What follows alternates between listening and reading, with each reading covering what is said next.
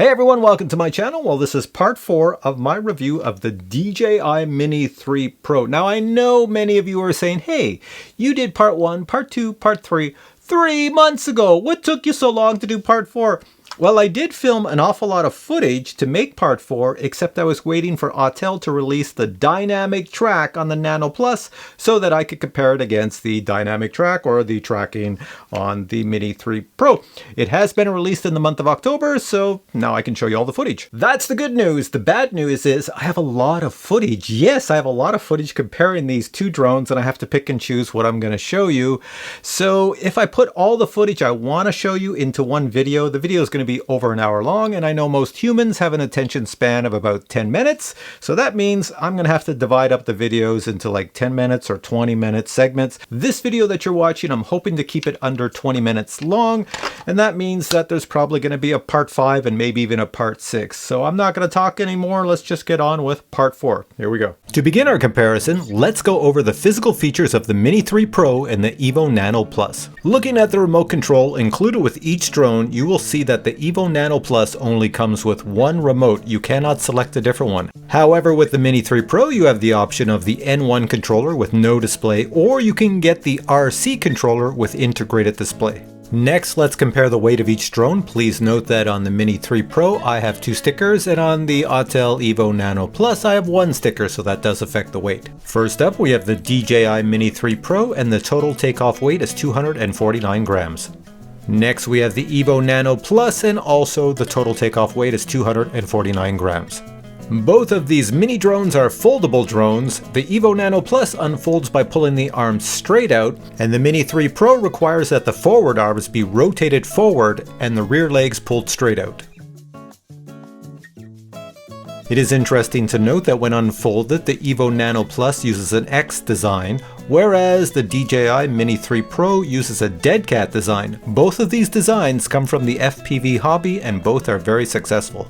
Going over the basic camera specifications, on the EVO Nano Plus, we find that we have a sensor of 1/1.28, an aperture of f1.9. It can shoot 50 megapixel photos, however the sensor is more akin to 12 megapixels. It also has an RYYB sensor, advanced autofocus, and of course a 3-axis gimbal. The Mini 3 Pro has a sensor of 1/1.3, an aperture of f1.7. It can shoot 48 megapixel photos by quadrupling the standard 12 megapixels. Besides having a 3-axis gimbal, it can also shoot video and photos vertically. The gimbal can also tilt up 60 degrees. It can also take video in 4K 60 frames per second. And finally, it has a small amount of onboard memory just in case you forget your micro SD card. Above the camera on the EVO Nano Plus, you'll find the forward obstacle detection sensors. And on the Mini 3 Pro, you'll find the forward obstacle detection sensors in the same location. On the rear of the EVO Nano Plus, you'll find the battery. Pressing the button reveals the remaining capacity. Next, we have the rear obstacle detection sensors, the USB-C data and charge port, and finally our micro SD card slot. Looking at the rear of the Mini 3 Pro, we find our battery. To check the remaining capacity in the battery, the button is right here. Next, we have our USB-C data and charge port, and finally our micro SD card slot. Rear obstacle detection sensors are located here and here. On the bottom of the EVO Nano Plus, there is an optical flow sensor, a cooling fan so it never overheats, another optical flow sensor, an ultrasonic sensor for landing at night. On the bottom of the Mini 3 Pro, we have an optical flow sensor, 2 infrared sensors for landing at night, another optical flow sensor. You will notice it does not have a fan, and that is partially why this drone overheats often. Both mini drones have brushless motors and foldable props. The DJI Mini 3 Pro has a slightly larger capacity battery than the Autel EVO Nano Plus. Even when you put them side by side, you can see that the Mini 3 Pro's battery is, well, quite large compared to the Nanos. And now a sound comparison between the two drones. Which sound or noise do you find less annoying?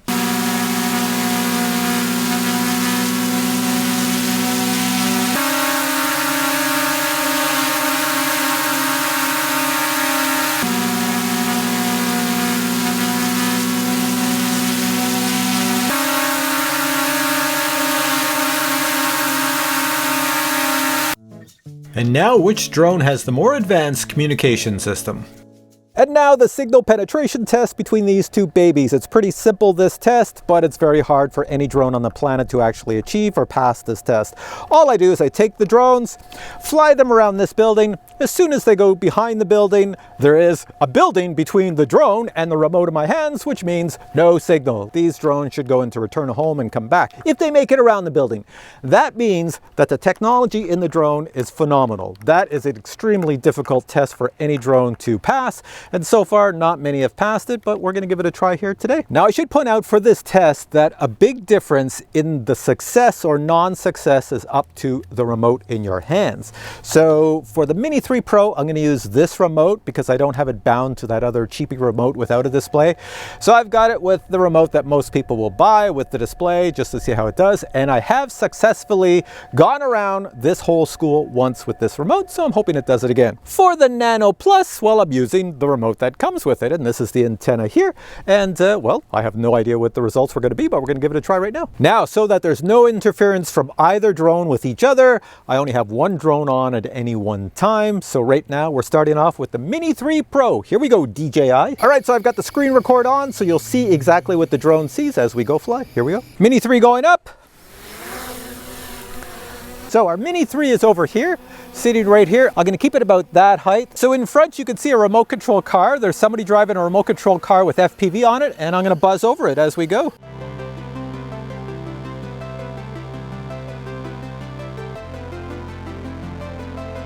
Okay, so here we go. I'm getting around the school. You can hear it beeping because of the obstacle avoidance being on.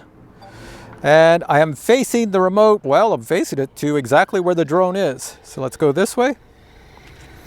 Come around. We have to go to the back of this portable you see on the right. And so far it's good. You can see my reception by looking at the top right of the screen. That's my reception, how well it's doing. This is where things are going to get a little dicey because I already see it's becoming pretty weak. And there's a tree. I have to turn quick before I hit that tree. So I'm going inside the trees. Oh, just lost image transmission. I'm holding, as you can see here, I'm holding this so it faces exactly where it is. And I'm just going to wait for it to connect. And there we go. Nope. Is it connected? Come on, you have to do better. Obstacle avoidance telling me don't go forward, which is a good thing.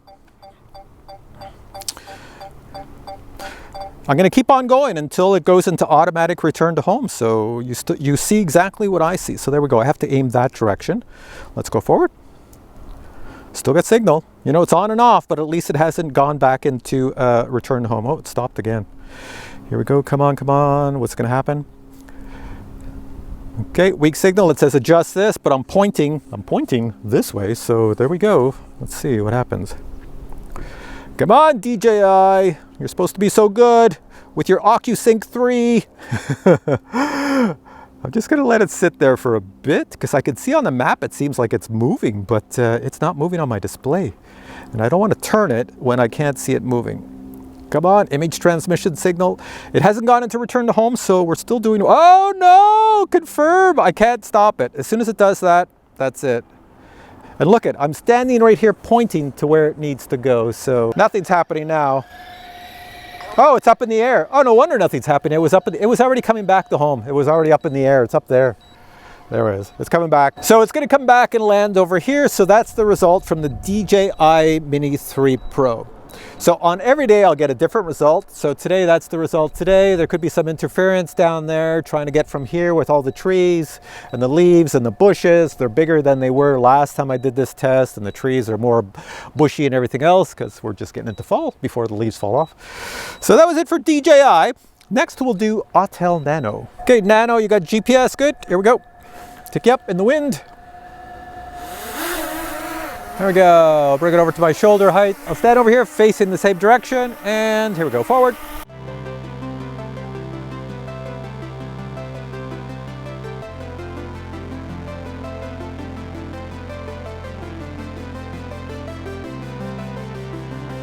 I'm in standard flight mode, which is just like normal mode on the DJI Mini 3 Pro.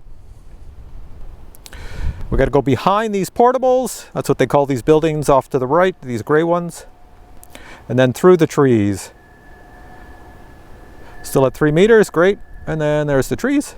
Come around, whoa, slow down. I went too fast around that corner. I got to go back. I don't want to cheat in this thing. Go back this way. Oh, I think I lost signal there. Aircraft disconnected. Oh, it went that. Well, that was pretty lame. Well, that's not good. That's not good. Hopefully it comes back. It doesn't go up and smash into that tree.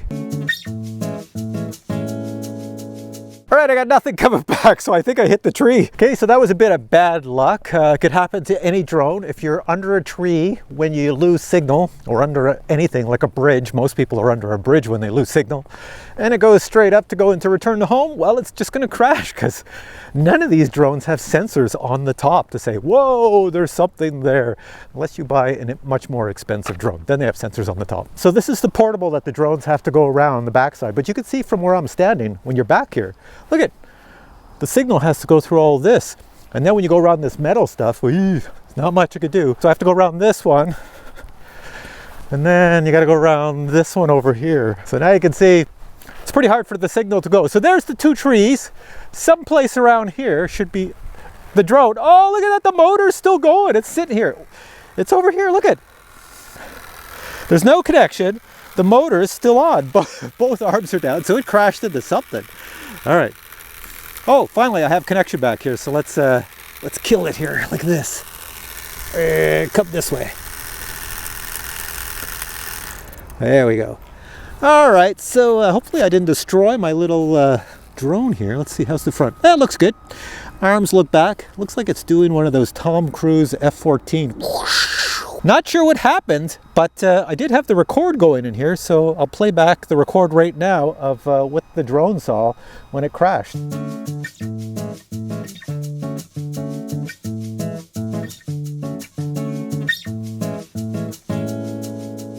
Okay, so you just saw from that video, it did not hit the tree.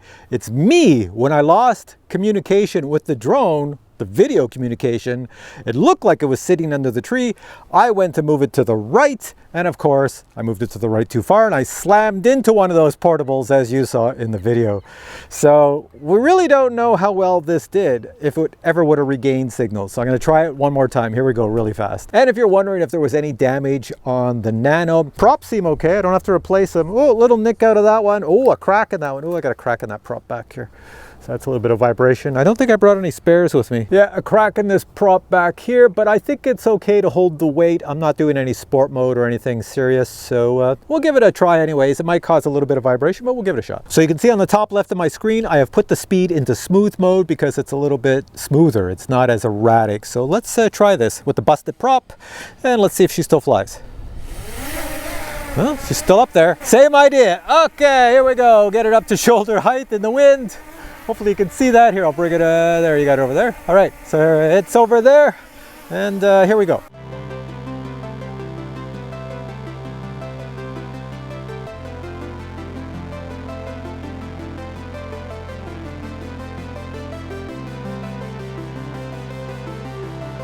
Image signal is weak. Well, I know, because there's a freaking school in the way. Okay, go out here, and then we have to aim down the road. Looking down the road. This is beautiful, guys. Here's a busted Nano Plus, and it's doing quite well. There we are. Okay, so obviously the transmission on the Nano Plus is better than on the DJI Mini 3 Pro. So far anyways, we're getting much farther. Same set of circumstances, everything. No issues. I can see enough that I can avoid crashing. So here's the part in all my tests. The drone started over there. It's now right over here, but I'm still facing that way. So now I'm going to turn and face where the drone is. And this is where you get much better signal communication. I do this in all my tests. So now that I'm facing the proper way, it should work quite well. Looks like I have good reception. And come on back to me. Here we are. It's at 2.9 meters off the ground. Coming around, and we should see us any second. It should be coming out over there. It's going this way. I'm looking at my little display here. I guess I can fly it in with just staring at the drone. It's coming in. There we are.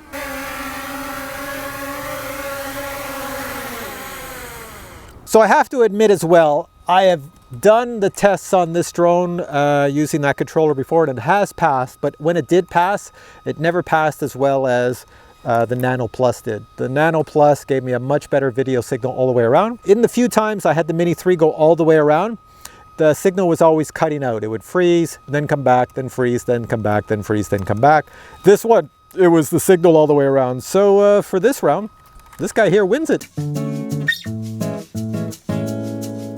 Okay, so back to me. That's the end of part 4, and yes, there will be a part 5 and a part 6. So what's the takeaway from this video? Well, everybody watching this right now who's a DJI fanboy, you should say a prayer every night to the gods of Autel, because if Autel did not create this drone and sell so many of them in the early part of this year, then DJI would have just given us another like Mini 2 enhanced drone.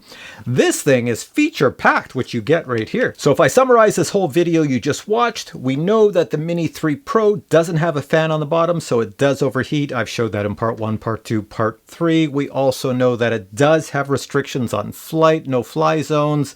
The Nano doesn't overheat. It doesn't really have a lot of no-fly zones. It has a few, but not that many. So if you're going on vacation with either drone and you don't have a clue if there's airports or anything near the place you're going on vacation, this might be the better drone to take with you.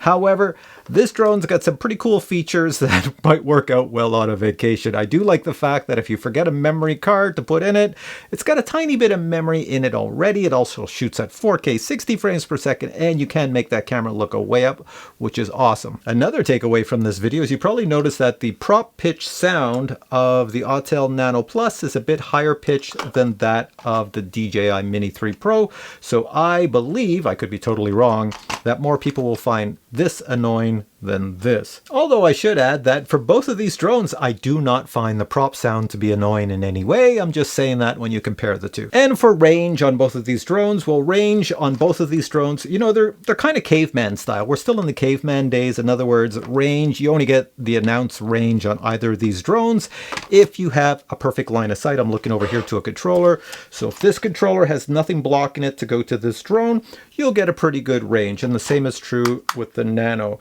So the true test on how good the communication system is, because all of these have advanced communication, whereas they skip channels and frequencies really quick, so that if anything is blocking your signal, they just skip to the next frequency within a pattern of frequencies, which allows them to maintain connection. To add to that, I have flown around that school with the DJI Mini 2. This is the Mini 3, using this controller, which is the same controller you would use with the Mini 3 Pro. And results are a little bit better, but still choppy video. So I don't find the OcuSync 3 or even the old OcuSync 2, I don't find it to be as good as what Autel has. So watch a lot of videos on range tests between the two, and you come up to your own conclusions. So in future videos, you will see some head-to-head comparisons of how good the video quality is between the two, as well as photos, as well as some of the features, the obstacle avoidance, the dynamic track, the wind, all sorts of things. Those will be coming up in future episodes. So stay tuned for part 5. And there might even be a part 6, as I mentioned. I honestly don't know at this point. I have to get into the editing room and make the videos. So for now, I say, if you enjoyed this video, please give it a thumbs up. And if you would like to buy either of these for a Christmas gift, well then, of course, I will put links to them below. All right, guys, thanks for watching this video. Catch you in the next one. Bye.